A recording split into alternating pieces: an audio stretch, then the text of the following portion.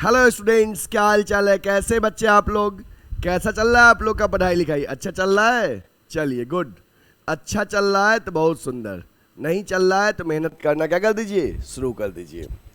तो students, already previous classes में मैंने 2 column cash book, double column cash book के क्वेश्चंस आपको करवाए थे, और आज के क्लास में उसी क्रम में उसके आगे के क्वेश्चंस लेकर आया हूं। नए नए पॉइंट्स आज के क्वेश्चंस में हैं, इसलिए आप लेक्चर में एंड तक बने रहिएगा सेशन में, और स्किप मत करिएगा, समझते हुए देखिएगा लेक्चर को, और नोट भी मेरे साथ साथ करते रहिएगा, समझना जरूरी है, ठीक ना। चलिए सेशन की शुरुआत करते हैं बिना देर किए। उससे पहले एक दमदार लाइक कर दीजिए सेशन के शुरुआत में। जब आप लाइक के साथ सेशन की शुरुआत करते हो तो हम टीचर्स को एक एनर्जी प्रोवाइड होता है अगले लेक्चर के लिए, ठीक है। चलिए सेशन की शुरुआत करते हैं। डन? ओके।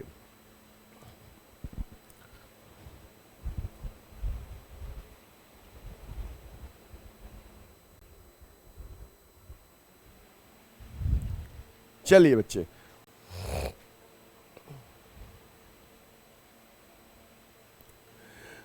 कुछ टर्म है आज की क्लास में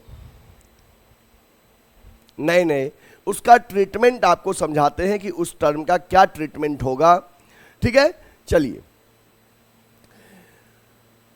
सम important transaction, amount withdrawn for personal use. बच्चे, जब कोई भी ओनर बिजनेस से पर्सनल यूज के लिए पैसा विड्रॉ करेगा, तो पर्सनल यूज के लिए विड्रॉ करता है तो उसे ड्रॉइंग कहते हैं। क्या कहते हैं? ड्रॉइंग।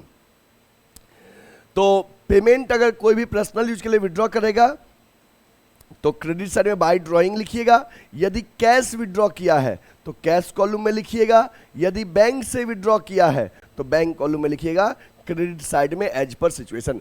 कभी भी ओनर अगर पर्सनल यूज के लिए पैसा विड्रॉ करता है तो बाय ड्रॉइंग लिखिएगा, क्योंकि पैसा जा रहा है बिजनेस से। यदि कैश विड्रॉ किया तो कैश से माइनस करिएगा, यदि बैंक से किया तो बैंक कॉलम में से माइनस करिएगा, ठीक है। Point clear? ओके।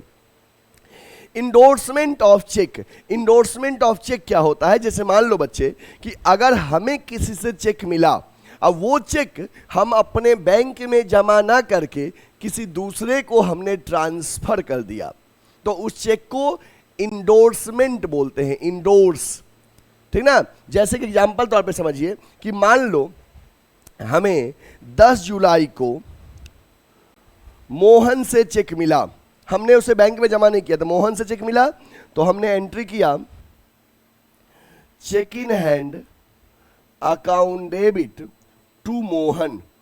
जिससे चेक मिला, मोहन से चेक मिला, तो cheque in hand debit to Mohan. बाद में 15 जुलाई को हमने वो चेक सोहन को इंडोर्स कर दिया। बाद में 15 जुलाई को हमने वो चेक सोहन को इंडोर्स कर दिया, सोहन को ट्रांसफर कर दिया। सोहन को किसी पेमेंट के बदले में हम ये मोहन वाला ही चेक हमने दे दिया, तो सोहन को दिए तो सोहन रिसीवर है, Sohan debit to cheque in hand. मेरा चेक क्या हो गया? चला गया। अब आप खुद बताइए, क्या इस ट्रांजैक्शन में कहीं पे कैश या बैंक आया है? इन दोनों ट्रांजैक्शन कहीं पे कैश या बैंक आया है? कहोगे नहीं सर। तो जब चेक मिला और उस चेक को हम इंडोर्स कर दिए, मतलब किसी दूसरे को ट्रांसफर कर दिए, तो मेरे बैंक में डिपॉजिट ही नहीं हुआ, तो ये ट्रांजैक्शन कैश बुक में रिकॉर्ड नहीं होगा। हाँ, यदि आपको जर्नल एंट्री करने के लिए कहा जाएगा तो इंडोर्समेंट वाला पॉइंट जर्नल एंट्री में जाएगा। क्लियर है? ओके। नहीं कहेगा तो जर्नल मत करिएगा, लेकिन अगर जर्नल करने के लिए कहे और तो जो ट्रांजैक्शन कैश बुक में रिकॉर्ड नहीं हो रहा है उसको जर्नल एंट्री में रिकॉर्ड करते हैं, ठीक है। तो सुन लीजिए, कभी भी इंडोर्समेंट वाला चेक जो होगा, जो चेक, जिस चेक को आपने किसी से लिया और वो चेक आपने अगर इंडोर्स किया, वो कैश बुक में रिकॉर्ड नहीं करेंगे, ठीक है। चलिए, नोट हो गया? Okay, next. Bank charges. Bank charges, bank charges क्या होता है? जैसे मान लो कि आप बैंक से कई सारे सर्विसेज लेते हैं, बैंक उन सर्विसेज के बदले में आपसे चार्ज लेता है, तो आपके घर पे मांगने के लिए नहीं आएगा कैश के फॉर्म में, चुपचाप आपके खाते में से क्या करेगा? डिडक्ट कर लेगा पैसा। तो जो ही बैंक चार्जेस डिडक्ट करेगा तो आपका बैंक बैलेंस क्या हो जाएगा, कम हो जाएगा। तो इसको क्रेडिट साइड में कैशबुक के क्या करोगे, बाय बैंक चार्जेज, और बैंक कॉलम में से पैसा माइनस कर दोगे। मन में आ गया सर कैश में से नहीं कर सकते, नहीं, बैंक चार्जेस बैंक ऑटोमेटिक आपके खाते से डिडक्ट कर लेता है, पैसा बैंक से कटेगा, ठीक है। Next, bank charges on dishonoured cheque. जैसे मान लो बच्चे, हमें किसी ने चेक दिया था और वो चेक हम बैंक में जमा किए हुए थे, ठीक है। जब जमा किए थे तो बैंक बैलेंस बढ़ा लिए थे। अब वो चेक क्या हो गया, डिजॉनर हो गया, बाउंस कर गया। और बाउंस किया मतलब चेक क्लियर नहीं हुआ, उस पार्टी के खाता में पैसा नहीं था। तो जो ही चेक डिजॉनर्ड होगा तो मेरा बैंक बैलेंस उससे कम हो जाएगा जितना से हम बढ़ाए थे। अब प्लस बैंक अगर कुछ चार्ज काटेगा तो उससे भी कम होगा, और वो चार्ज मेरे लिए एक्सपेंस नहीं है, हम उस चार्ज का पैसा उस पार्टी से लेंगे जिसने चेक दिया था। तो कभी भी अगर बैंक चार्जेस लगे किस चेक पे, जो चेक डिजॉनर हुआ है, तो इसका भी पेमेंट करिएगा कैशबुक के क्रेडिट साइड में। जैसे मान लो मोहन ने चेक दिया था, वो चेक डिजॉनर हो गया, तो बाय मोहन लिख दीजिएगा, मोहन फिर से डेटर बना। जितना चेक का अमाउंट था, चेक फिगर प्लस चार्जेस दोनों ऐड करके बैंक से माइनस होगा और मोहन उतने का डेटर बन जाएगा। चेक फिगर प्लस चार्जेस दोनों ऐड करके आपके बैंक बैलेंस से कम हो जाएगा और मोहन उतने का आपका डेटर बन गया, ठीक है। Okay, next, amount directly deposited by a customer into our bank account. बच्चे मान लो कि कोई कस्टमर सीधे हमारे खाते में पैसा जमा कर दिया, कि कोई डेटर था उसके यहाँ पे पैसा बाकी था, उसने हमारे खाते में पैसा जमा कर दिया। तो क्या होगा, जब कोई कस्टमर हमारे खाते में पैसा जमा करेगा तो डेबिट साइड में मेरा बैंक बैलेंस क्या होगा, बढ़ेगा। जो कस्टमर जमा किया उसका नाम यहां पे लिख दीजिएगा, टू कस्टमर। नाम पता हो तो नाम लिख दीजिएगा, नहीं पता हो तो कस्टमर, और आपका बैंक बैलेंस बढ़ जाएगा डेबिट साइड में, ठीक है। इंटरेस्ट अलाउड बाय बैंक, दो वर्ड है बच्चे, एक है इंटरेस्ट अलाउड बाय बैंक और दूसरा है इंटरेस्ट चार्ज बाय बैंक। दोनों में अंतर समझिएगा। इंटरेस्ट अलाउड बाय बैंक का मतलब होता है कि बैंक ने हमारे डिपॉजिट्स पे हमें इंटरेस्ट दिया, इससे मेरा बैंक बैलेंस बढ़ेगा। बैंक बैलेंस बढ़ेगा तो इंटरेस्ट अलाउड कैशबुक के डेबिट में रिकॉर्ड होगा। इंटरेस्ट चार्ज बाय बैंक का मतलब क्या होता है कि बैंक ने हमारे ओवरड्राफ्ट पे इंटरेस्ट चार्ज किया, हमारे लोन पे इंटरेस्ट चार्ज किया, तो हमारे खाते का बैलेंस क्या कर देगा, कम कर देगा। तो इंटरेस्ट चार्ज कैशबुक के क्रेडिट में रिकॉर्ड होगा। चलिए दोनों पॉइंट हम आपको एक साथ समझाते हैं, समझिएगा। जैसे मान लो ये कैशबुक है,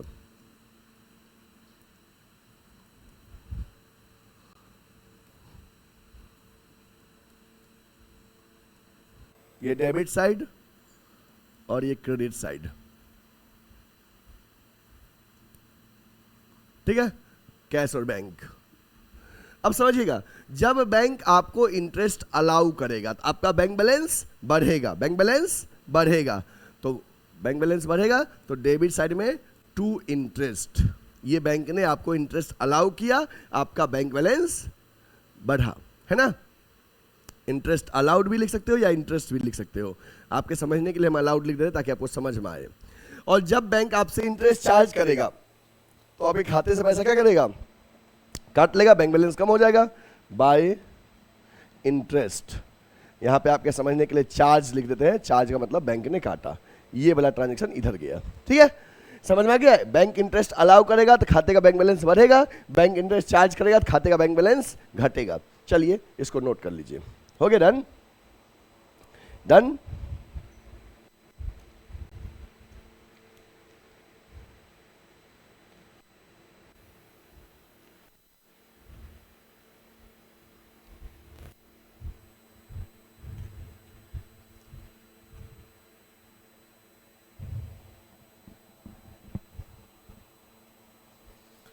ओके, नेक्स्ट है एक क्वेश्चन आपके सामने स्क्रीन पे है, देखिए क्वेश्चन को। Enter the following transaction in the 2 column cash book with cash and bank column of Mrs. Sunita.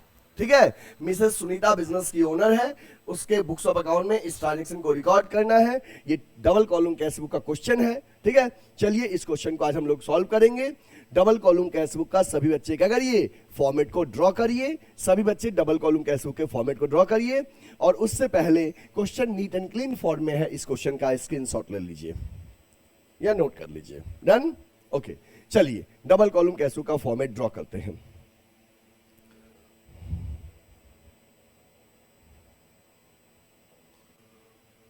यहां पे लिखेंगे कैश बुक, डबल कॉलम आएगा with cash and bank column. Double column cash book में cash book with cash and bank column. ठीक है, date, particulars, voucher number, LF, cash, bank. Again date, particulars, voucher number, LF, cash, bank. Format draw करिए सभी बच्चे मेरे साथ साथ, format draw करिए डबल कॉलम कैश बुक का।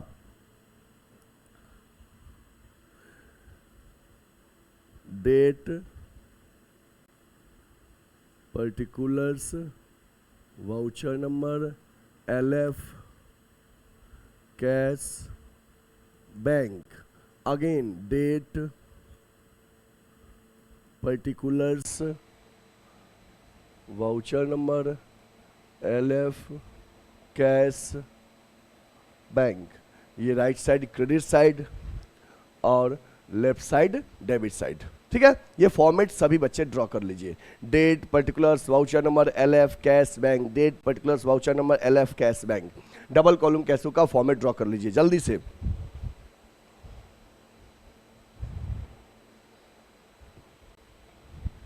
हो गया, चलिए फॉर्मेट ड्रॉ, गुड।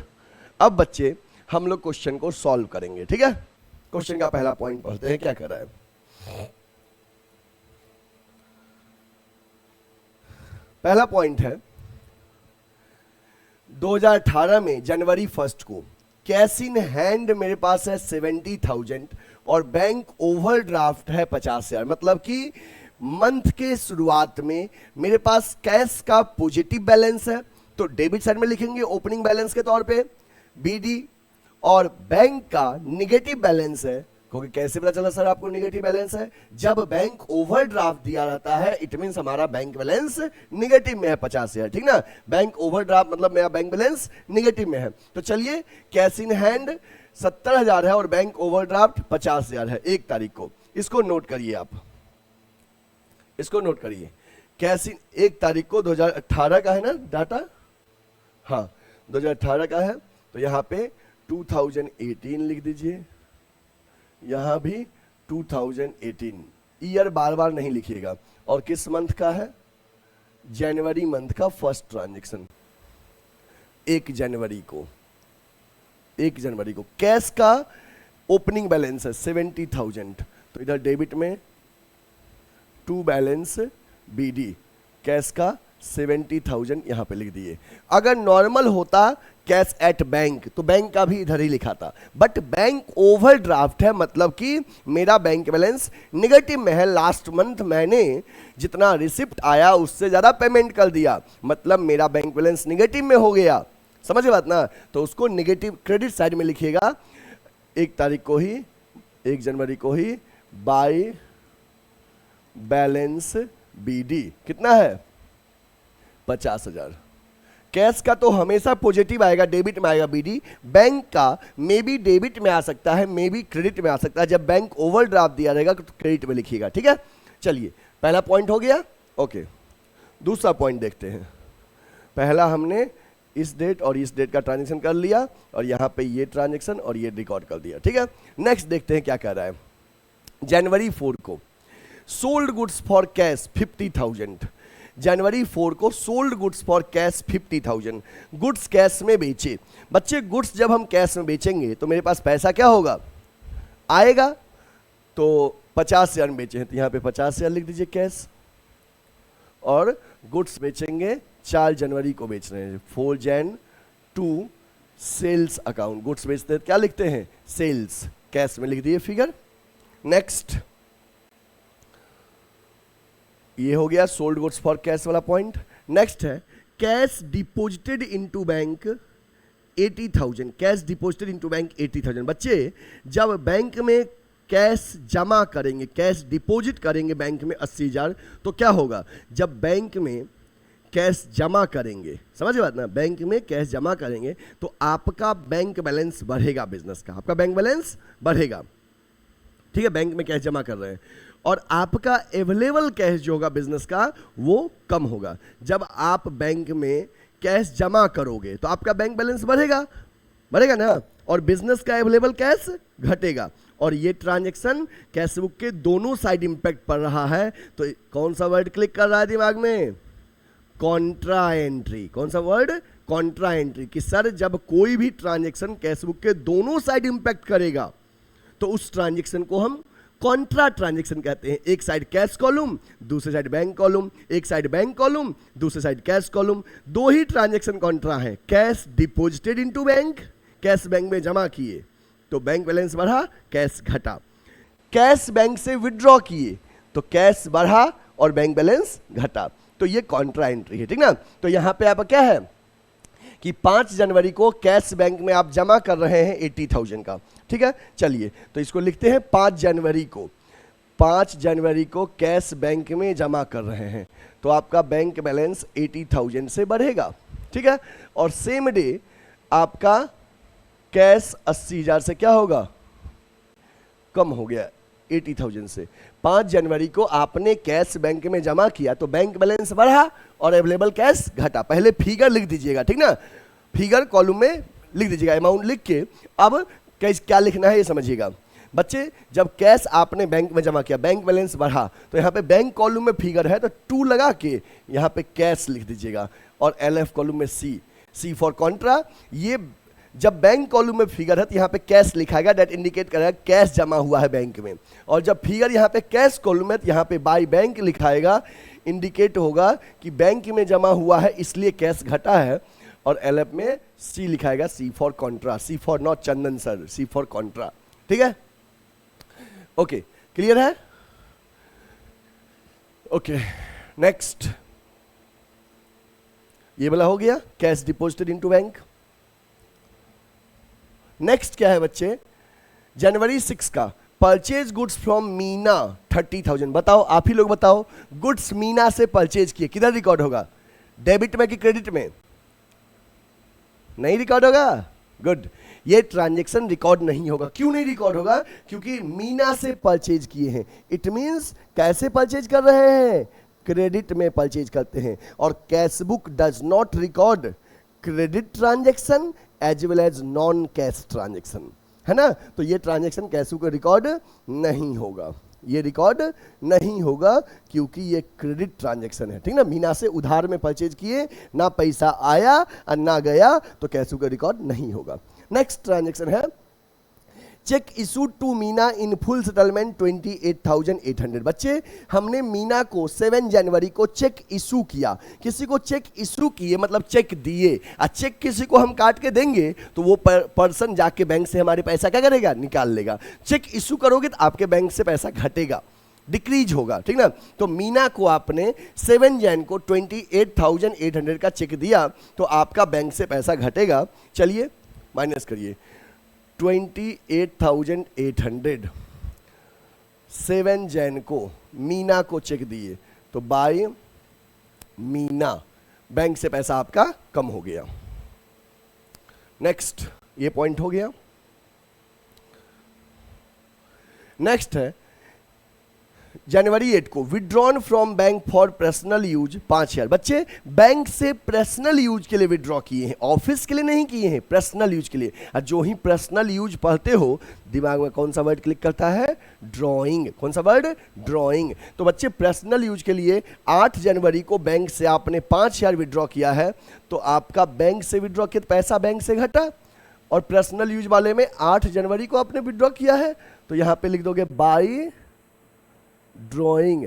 क्या ये भी कॉन्ट्रा है? कहोगे नहीं सर, जो पर्सनल यूज में विड्रॉ होता है बस ये तो एक ही साइड कैश बुक को अफेक्ट किया है, दोनों साइड कहां किया है? हाँ, वही ऑफिस यूज के लिए विड्रॉ करते तो ये कॉन्ट्रा होता, लेकिन ये पर्सनल यूज के लिए तो बस एक साइड अफेक्ट किया, इसलिए ये कॉन्ट्रा नहीं है। सी मत लिखना, ठीक है?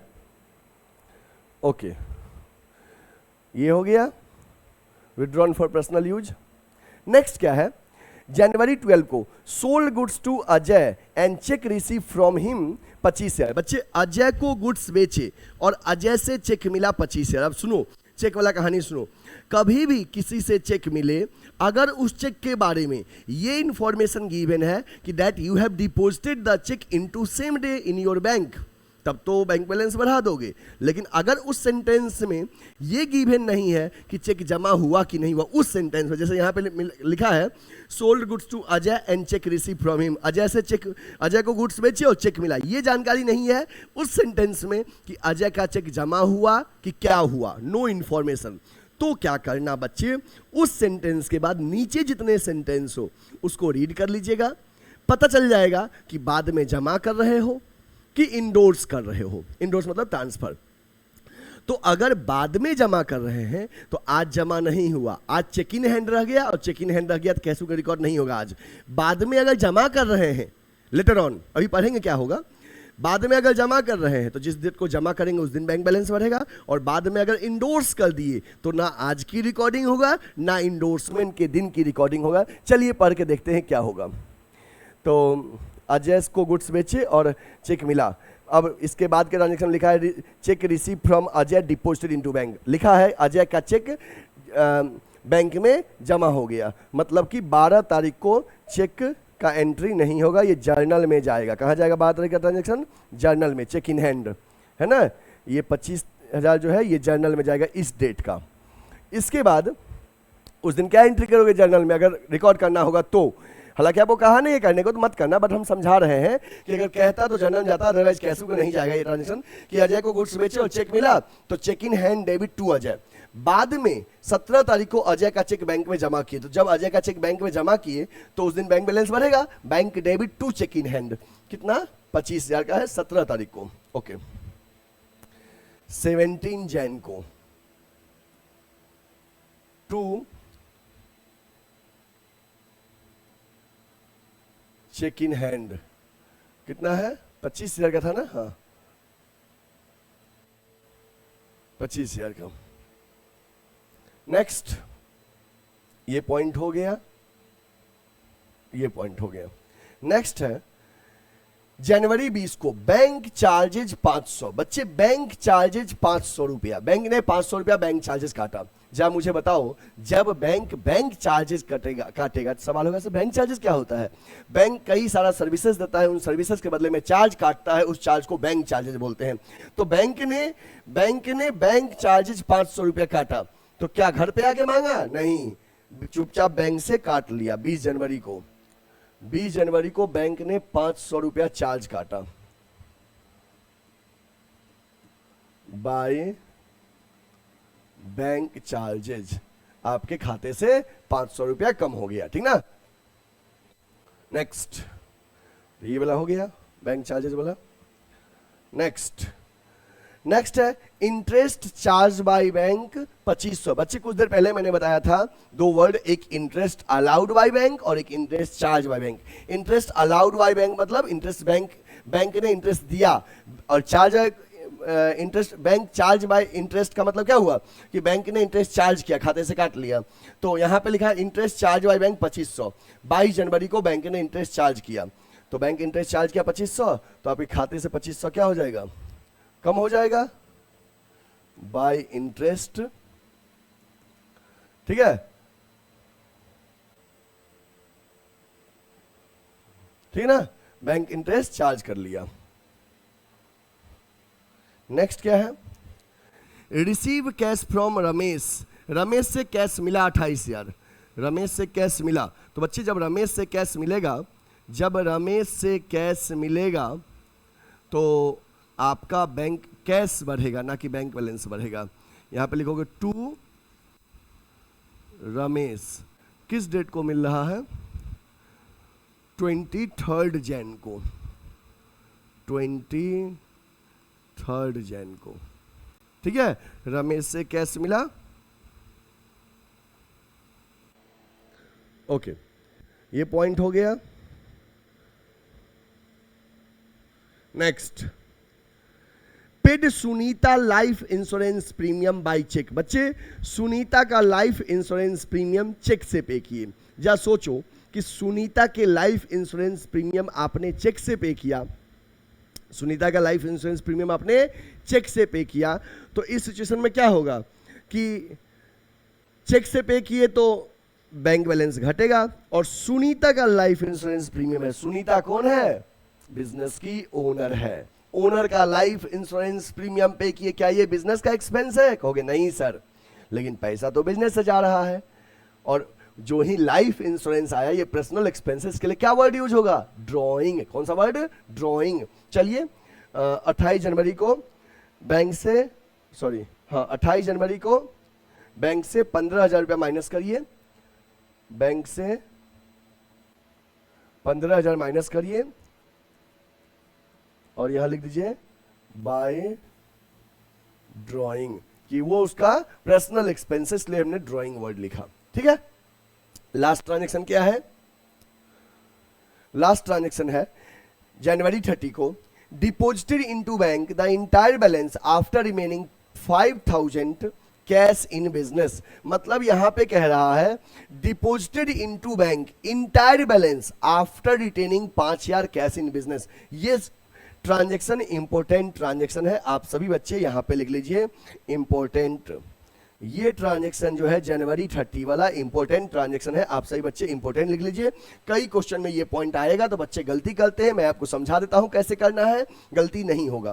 क्या लिखा है? डिपॉजिटेड इनटू बैंक, बैंक में पैसा जमा किए, इंटायर बैलेंस, पूरा balance, after retaining 5,000 cash in business. मतलब ये हुआ कि हम बैंक में सारा कैश जमा कर दिए, बस 5,000 कैश रख लिए बिजनेस में ड्रॉल में, अब बाकी जितना पैसा था बैंक में जमा कर दिए। अब सवाल है सर जमा कितना किए? ये तो जानकारी ही नहीं है। हाँ बिल्कुल, ये जानकारी नहीं है, यही आपको निकालना है कि कितना बैंक में पैसा जमा किए। सवाल है कैसे निकालेंगे? जानकारी क्या है कि जानकारी है कि 30 जनवरी को हम पैसा जमा कर रहे हैं, जितना अवेलेबल है गल्ले में, फर्म के ड्रॉल में कैश, उसमें 5,000 हमको रखना है, बाकी सब बैंक में जमा करना है। क्लियर? तो कितना जमा किए ये कैलकुलेट करेंगे कैसे, ये सीखिए। चलिए आप क्वेश्चन का जो सॉल्यूशन कर रहे हैं उस पार्ट पे आइए। अभी हम पूरे का टोटलिंग नहीं कर रहे हैं, अभी हम पूरे का टोटलिंग नहीं कर रहे हैं, अभी हम एक रफ वर्क कर रहे हैं वर्किंग नोट के तौर पे। ये देखो कहीं पे रफ में जितना कैश आया है रफ में उसको ऐड करो, ये बोला। अभी इसको टोटलिंग नहीं करना है, बैलेंसिंग नहीं करना, एक स्टेप बाद बैलेंसिंग करना है रफ में। चलो हम यहाँ पे वर्किंग नोट कर लेते हैं, फिर क्लीन कर देंगे, ठीक ना, आपके समझने के लिए। हम देखो कि टोटल रिसिप्ट कितना आया है, अभी तक रिसिप्ट जोड़ना है ना। चलिए तो हमारे पास यहाँ पे 70,000 प्लस 50 कितना हो गया? 1,20,000 प्लस 28 1,48,000 हमारे पास कैश आया है। इनको कैश कॉलम के रिसिप्ट को जोड़ लो रफ में 148। पेमेंट कितना हुआ है अभी तक? कैश कितना गया है? 80,000। टोटल अभी तक कैश आया है 1,48,000 और गया है 80,000। तो बताओ बच्चे, इस 1,48,000 में से 80 माइनस कर दिए, कितना बचा? 000 8 और 6 68,000। कितना बचा? 68,000। अब आपको क्या कहा गया है? आपको कहा गया है 5,000 कैश रखना है। मतलब right now total 68,000 cash is in your firm drawer. Firm के गल्ले में 68 है कि सर अभी तक मेरे पास कैश आया है 1,48,000 रिसिप्ट, और मेरा पेमेंट हुआ है अभी तक कैश में 80,000। Right now 68,000 cash is available. अब सर बोला गया है इसमें क्वेश्चन में कि 5,000 कैश रखना है, बाकी सब बैंक में जमा करना है, ठीक है। तो 5 कैश रखना है। ओके सर, जो बचा है ना बैलेंस, जो राइट नाउ बचा है 68, इसमें 5,000 कैश रखना है, रिटेन करना है 5,000 रिटेन्ड। तो सर 68 में 5 रिटेन करना है तो जमा कितना करेंगे? 63,000। आया समझ में कि रफ में कहीं पे कैश कॉलम के रिसिप्ट को जोड़ लो, पेमेंट को माइनस कर लो तो देखो कितना अवेलेबल है, जो अवेलेबल है उसमें जितना रखने को कह रहा है उतना रख लो, बाकी जमा कर दो। तो पता चल गया कितना जमा करेंगे, 63,000, ठीक है ना, 63,000। चलिए अब इसको क्लीन कर दे रहे हैं, इस पॉइंट का हमको कोई मतलब नहीं है, हमें समझ में आ गया कि 63,000 हमने बैंक में क्या किया है, जमा किया है। आपके समझाने के लिए हम लिखे थे और आपको समझ में आ गया, 63,000 बैंक में जमा किए हैं। ओके, तो 63 बैंक में जमा किए तो आपके बिजनेस का क्या बैंक बैलेंस 63,000 से क्या होगा, बढ़ेगा, बढ़ेगा ना। यहां पे लिख दोगे टू कैश, 30 जनवरी को टू कैश बैंक बैलेंस बढ़ा दोगे और ये एंट्री हो गया कॉन्ट्रा, बैंक बैलेंस बढ़ा और कैश 63 से क्या हो जाएगा, कम हो जाएगा, बाय बैंक, बैंक में जमा हुआ है, ठीक है। 63 कैश जमा किए, बैंक बैलेंस बढ़ा और अवेलेबल कैश कम हो गया। अब इसके बाद आप बैलेंसिंग करिए, समझ गए बात ना। चलिए बैलेंसिंग करिए मेरे साथ साथ जल्दी से फटाफट। दोनों साइड में ट्रांजैक्शन का लास्ट लेवल दिस वन, एक लाइन ड्रॉ कर दो।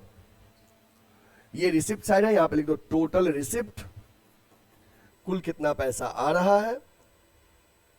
ये पेमेंट साइड है, यहां लिख दो टोटल पेमेंट, कुल कितना पैसा जा रहा है, ठीक है। चलिए यहां पे देखिए 000, 8, 7, 5, 12, 12, 13, 14, 1,48,000। यहां पे 000, 5, 3, 8, 5 और 3 8, 8, 2, 10, 10 और 6, 16, 1,68,000। इधर देखिए 000, 3, 8, 6, 14, 1,43,000।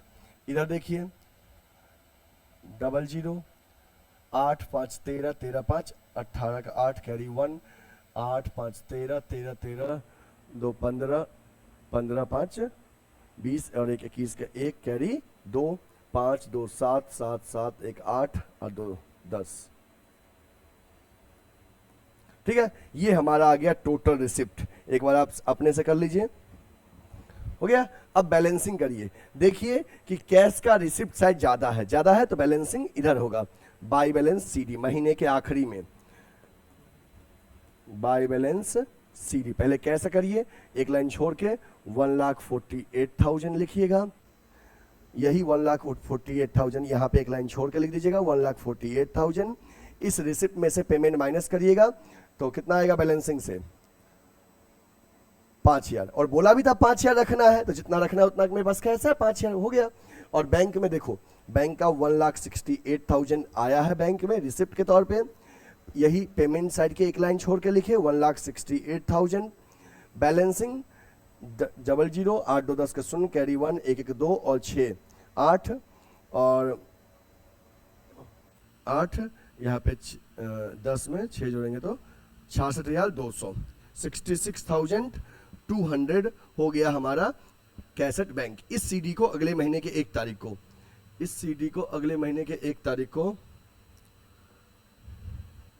यहां पे 1 फेब को टू बैलेंस बीडी कर दीजिए।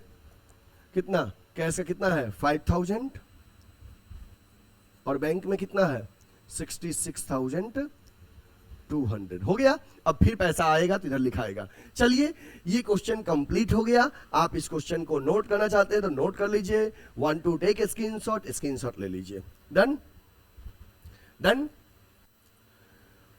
ओके। क्वेश्चन चाहिए, चलिए ये क्वेश्चन है आपका, ये भी हमने नोट कर दिया, ये क्वेश्चन है, नोट कर लीजिए। ओके ये आपका सॉल्यूशन है, नोट कर लीजिए। चलिए अब ऐसे कोई भी स्टूडेंट्स जो हमसे ऑफलाइन पढ़ना चाहते हैं, बच्चे आपको ऑनलाइन समझ में आता है सब कुछ अच्छे से और आप चाहते हो सर से ऑफलाइन पढ़े, सर के ऑफलाइन सेंटर पे, तो जो भी बच्चे हमसे ऑफलाइन पढ़ना चाहते हैं तो आप गुडविल एडुकेयर के ऑफलाइन सेंटर को ज्वाइन करिए। गुडविल एडुकेयर का ऑफलाइन सेंटर वाराणसी में लंका पे है। लंका पे बीएचयू के पास रविदास गेट है, रविदास गेट के पास आप आएंगे, 100 मीटर अंदर गेट के जाएंगे तो लंका थाना है, थाना के जस्ट बगल में मेन रोड पे गुडविल एडुकेयर का ऑफलाइन सेंटर है। जिनको ऑफलाइन ज्वाइन करना है आप स्क्रीन पे दिए हुए नंबर पे हमें कॉल या व्हाट्सएप कर लीजिए, या गूगल मैप पे गुडविल एडुकेयर लिखिए, गूगल मैप पे आपको हमारे ऑफलाइन सेंटर का लोकेशन आ जाएगा। हमारे ऑफलाइन सेंटर में 11th एंड 12th कॉमर्स का कोर्सेज चलता है। 11th and 12th commerce courses में सीबीएसई बोर्ड हो, आईएससी बोर्ड हो या कोई भी स्टेट बोर्ड हो, मीडियम इंग्लिश रहना चाहिए। सभी को पढ़ाते हैं इंग्लिश मीडियम में। सीयूईटी का भी प्रिपरेशन करवाते हैं बीएचयू डीयू एयू के लिए। जिन बच्चों को सीयूईटी का प्रिपरेशन करना है बीएचयू डीयू एयू के लिए, वो भी हमारे यहाँ ज्वाइन करिए। हम लोग सीयूटी में बीकॉम और एमकॉम एंट्रेंस का प्रिपरेशन करवाते हैं। जिनको भी ज्वाइन करना है स्क्रीन पे दिए हुए नंबर पे कॉल या व्हाट्सएप कर लीजिए। साथ ही BCom first second third year का भी रेगुलर क्लासेस प्रोवाइड करते हैं। जिन बच्चों को ज्वाइन करना है कॉन्टैक्ट फास्ट। इसके साथ ही बच्चे अभी हमारे यहाँ एक नया बैच स्टार्ट हुआ है 11th एंड 12th कॉमर्स का। जिन बच्चों को इस नए बैच में एडमिशन लेना है वो स्क्रीन पे दिए हुए नंबर पे कॉल करिए या हमारे ऑफलाइन सेंटर को विजिट करिए वाराणसी में लंका पे, ठीक है। इसके साथ ही बच्चे यदि आप ऑफलाइन नहीं आ सकते हो और चाहते हो ऑनलाइन सर का पेड कोर्सेज परचेज करें तो प्ले स्टोर से गुडविल एडुकेयर का ऐप डाउनलोड करिए और वहां से हमारे कोर्सेज को परचेज कीजिए। साथ ही इसके साथ साथ हमारा एक सीयूईटी का न्यू बैच स्टार्ट हुआ है। सीयूईटी में बीकॉम के लिए जिन बच्चे को सीयूईटी बीकॉम का एग्जाम देना है, जिनका टारगेट है बीएचयू डीयू, उन बच्चों के लिए हमने सीयूईटी का एक बैच स्टार्ट किया है। आपको ज्वाइन करना है बैच, आप स्क्रीन पे दिए हुए नंबर पे हमें कॉल या व्हाट्सएप कर लीजिए। साथ ही अगर आपने अभी तक हमारे चैनल को सब्सक्राइब नहीं किया है तो सब्सक्राइब कर लीजिए, बेल आइकन प्रेस कर लीजिए और हाँ, वीडियो को लाइक करना ना भूलें। कॉमेंट में जरूर बताइएगा आपका हाफ ईयरली एग्जाम कब से है और कितने चैप्टर्स तक आ रहे हैं। साथ ही अपने 8-10 फ्रेंड्स को भी वीडियो को शेयर कर दीजिए कॉमर्स वाले को, ताकि उन तक भी कॉमर्स का सिस्टमैटिक कंटेंट पहुंच सके। फिर हम मिलते हैं नए कंटेंट के साथ नेक्स्ट क्लास में। तब तक के लिए टेक केयर, बाय बाय।